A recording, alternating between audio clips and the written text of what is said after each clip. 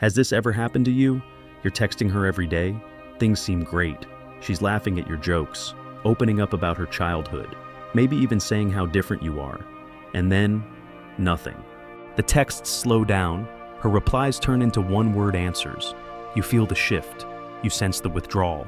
But you're still holding on, hoping, guessing, overthinking, chasing something that was never promised. You're in her orbit now, and she knows it. At first, you tell yourself she's just busy. Maybe something came up. Maybe she's testing you. So you lean in, you text again, you wait longer this time, trying not to look too eager. You double text. You play it cool. But inside you're unraveling. You can feel her slipping, and it terrifies you. So you compensate. You show more care, more patience, more effort. You remind her how much she means to you, even though she's already gone emotionally. You're chasing a shadow, and the worst part, you think you're doing the right thing. But let me tell you the truth, the moment you start chasing a woman who pulls away, you've already lost her respect. Not because you're not good enough, not because she's better, but because the dynamic has shifted. You're now operating from fear. She's operating from power. And in that moment, her subconscious reads it with brutal clarity.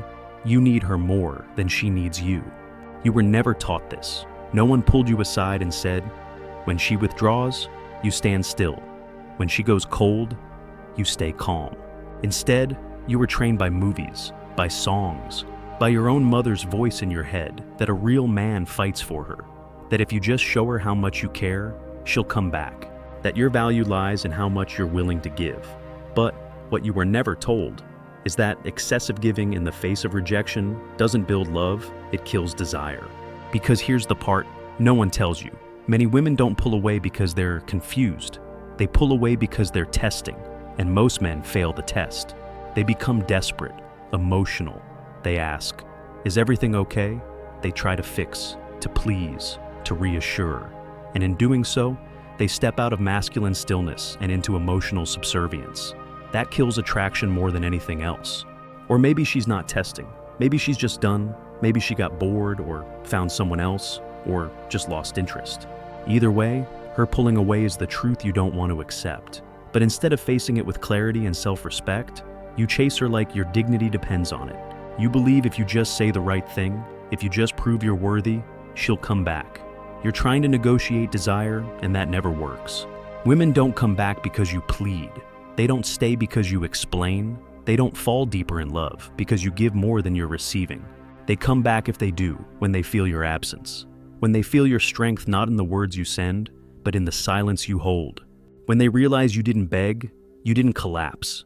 You didn't need her validation to survive. But that's not what most men do. Most men spiral. They internalize her withdrawal as failure. They make it mean something about them, their worth, their looks, their masculinity.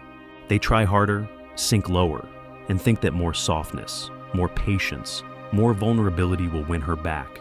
But they don't see it for what it is, emotional desperation dressed up as devotion. She feels it.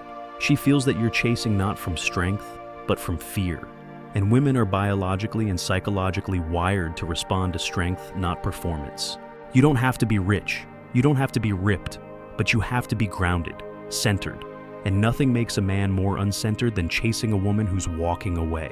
What would happen if you didn't chase? If you just stopped? If you let the silence speak for you? If you stopped texting, stopped asking, stopped waiting? Most men think the world would collapse. They think she'll forget them, move on, and never look back. And maybe she will, but then she was never yours to begin with. She was a mirror for your fears, not a partner in your strength. You have to understand that the moment you begin chasing, you're trying to manipulate her feelings. You're trying to control the outcome. You're hoping your effort will compensate for her indifference. But attraction doesn't work like that. Emotion isn't logical. Respect can't be bought with overexertion. And the more you try to win her back by proving your worth, the more she sees you as a man who doesn't know it. You can love a woman deeply and still walk away when she pulls back. That's not weakness, that's mastery. Because a man who walks away from disrespect, from avoidance, from ambiguity is a man she remembers. He doesn't grovel. He doesn't chase. He lets go. Not because he stopped caring, but because he started caring about himself more. You're probably still wondering, what if I don't chase and she disappears forever? That question alone tells you everything. Because deep down, what you're really afraid of isn't losing her. It's losing the illusion that she cared as much as you did. That fear drives most men into a pit of self-betrayal. You confuse silence with failure. You confuse detachment with abandonment. But here's the bitter truth: if her connection to you can't survive your calm absence, it was never real to begin with. Think about that. You spend your nights replaying the last few messages, wondering if the joke you made was too dry. If the last thing you said was too vulnerable, you obsess over the timing. Was I too available? Not available enough. You run simulations in your head, fantasize about a dramatic message that changes everything. You write and delete drafts, hoping to strike the perfect balance between emotional and distant. You're not loving your auditioning, but women don't respect men who audition. They might respond, they might throw you a bone, hey, sorry, been busy. But make no mistake, that's not interest. That's control. She's checking to see if she still has you in her back pocket. That breadcrumb she gives you, it costs her nothing, but it buys her power. And you take it like a starving man takes a crumb and call it hope. You think it means she's coming back? You're wrong. She's not coming back because she misses you. She's circling back because she wants to make sure you haven't moved on. And you haven't. She knows it. She feels it. Your energy tells her everything. You're still hoping, still waiting, still giving her free rent in your head and in her world. That means she still owns part of you, even if she's sleeping with someone else. You need to understand the psychology behind this. The human brain craves certainty, but it's addicted to unpredictability. That's why the hot and cold dynamic works. When she pulls away, your brain floods with anxiety. The reward system kicks in. You remember the highs and ignore the lows. You start chasing the next hit. And the cruelest part, the less she gives, the more you value her. Not because she's worth more, but because your own pain has become the price of your hope. This is the emotional trap, and you've probably been in it before. It doesn't matter if you're 18 or 48, the game looks the same. She pulls away. You chase. She feels powerful. You feel desperate. She loses attraction. You lose yourself. But here's what separates the men who heal from the men who spiral awareness. You must become brutally honest with yourself. Ask the hard questions. Am I chasing her because I want her, or because I want to escape the feeling of rejection? Am I loving her, or am I needing her to feel enough? There is no growth without those questions. There is no strength without self-confrontation. Nietzsche once said, "He who has a why to live can bear almost any how." But you've made her the why. That's why you can't handle the how. Her silence becomes unbearable. Her distance becomes devastating. But only because you've placed your identity in her validation. You want her to choose you not because you love her deeply, but because you've handed her the keys to your self-worth. And that's what needs to stop. No one teaches men how to protect their value. You were told to be nice, to be persistent, to prove your love. But you were never taught that chasing someone who disrespects your time, energy, or emotional availability is not love. It's emotional masochism. When a woman pulls away, she's showing you something. She's revealing the reality you tried to ignore. And your job is not to fix it. Your job is to observe it. Let her go. Let the space grow. Because only in that silence will the truth emerge for you and for her. If she never comes back, good. That means your presence had no hold on her. If she does return, it better not be to a man who's been pacing like a lost puppy. It better be to a man who's been building, growing, leading his life with purpose, not pain. A man who didn't collapse in her absence, but refined himself in it. You don't win her back by proving your love. You win your life back by protecting your peace. That's the shift. That's the real power. Because once you realize that her pulling away is not a challenge to overcome, but a mirror to your dependency, you stop chasing and start choosing. Now comes the part that hurts the most, the internal cost. The price you pay when you chase after she pulls away isn't just your time or dignity. It's far deeper. It's the erosion of your masculine identity, piece by piece, every time you abandon yourself to win her back. You start with little compromises. You say yes when you mean no. You smile when you're confused, just to keep the peace. You avoid bringing up how she's changed because you don't want to seem needy. You give her space, but you're secretly hoping she notices. And then, without realizing it, your confidence bleeds out of you. Not all at once, but in quiet moments. When you stare at your phone, when you scroll through her social media, when you replay her last voice note like it holds a secret code. You lose your edge. And once you lose that, the quiet inner knowing that you are enough. With or without her, she can sense it. Women can smell when a man has made her approval his oxygen, and it repulses them, not consciously, maybe, but on a primal level. Because the man who chases after she pulls away has revealed something that he values her more than he values his own center. Let me tell you something that no one tells young men. Emotional attraction is not built by effort, it's built by energy. A man can say everything right, show up, be kind, be present, and still be ignored, ghosted, replaced. Not because he failed, but because he lacked the one thing she didn't even know she was searching for: self-possession. That unshakable inner gravity, that silence that doesn't flinch when someone walks away. Every time you chase, you send the opposite signal. You tell her, "You're the prize. I will bend, shrink, wait, beg, just don't leave me." And even if she comes back, she's not coming back for you.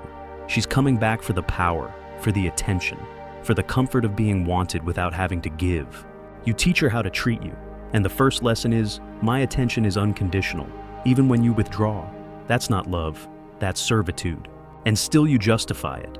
You tell yourself you're being patient, that you're just fighting for the connection, that this is what mature love looks like. No, that's what self-neglect looks like in a romantic costume.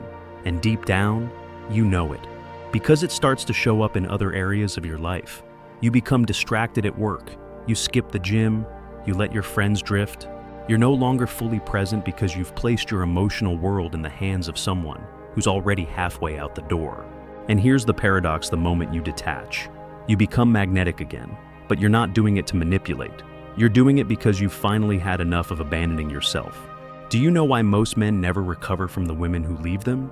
It's not because the woman was so special. It's because the version of themselves they became in that relationship was so foreign, so weak, so unlike the man they wanted to be, that it haunts them. The real pain isn't losing her. It's realizing how quickly you betrayed your own strength to try to keep her. So, stop chasing, don't call, don't text, don't post something strategic hoping she sees it. That's still chasing. That's still trying to elicit a response. And every time you seek that response, you're placing your self-worth on the auction block. Instead, reclaim the parts of yourself you gave away. The clarity, the focus, the stillness. She doesn't owe you closure. She doesn't owe you a reason. All she's done is play out a pattern, one you can now finally see. This is your shift. You stop asking, why did she pull away, and start asking, why did I feel the need to follow? Because when you chase her, you're no longer choosing her. You're trying to rescue the part of yourself that feels rejected. But you can't heal your wounds through her validation. That only deepens the addiction. You have to sit in the silence and feel the discomfort. You have to look rejection in the eye and refuse to let it define you. There is strength in letting her go. There is dignity in your silence. There is masculine power in standing still while the storm passes, even if the storm was her. Because sometimes the most powerful move a man can make is no move at all. Now you understand? The moment she starts to pull away when her message is slow, her gaze drifts, her warmth cools, that's your cue. Not to chase, not to convince, not to beg, but to pause. You don't retaliate. You don't plead. You don't reach into the toolbox of emotional manipulation and try to get her back, because that was never your role. You are not the entertainer. You are not the fixer. You are not the emotional caretaker of someone who withdrew without a word. What you are, or what you now become, is a man who recognizes the quiet line between what is offered and what is earned. You don't chase because you finally understand what it costs, not just externally, but internally. You recognize how every moment you spend trying to reclaim her presence is a moment you lose your own. You begin to see the transaction for what it really is. She pulls away, and you pay the emotional bill, but not anymore. This is the quiet power of detachment. It doesn't mean you stop caring. It doesn't mean you go cold, bitter, or cynical. That's not strength, that's just another form of chasing, in reverse. True detachment is clarity. It's when you no longer need her response to feel solid in your worth. It's when her silence no longer echoes as a reflection of your inadequacy. It's when you sit still, not to wait, but to reclaim. And she'll feel it. That's what no one tells you. Women feel the absence of a man who doesn't chase, because it's rare. It's unsettling. It signals something ancient: a man who doesn't flinch when she disappears, a man who doesn't orbit, a man who remains still, composed, focused. She may reach back out, she may not, but that's not the point anymore. You're no longer basing your next move on her attention. You're no longer putting your masculinity on hold until she offers it a home. You're building again, not for her, but for you. You're choosing discipline over desperation, purpose over panic. You're investing in the things that restore your strength, not drain it: your work, your mind, your body, your future. You don't block her out of spite. You don't stalk her page in secret. You let her live her story, and you return to writing yours.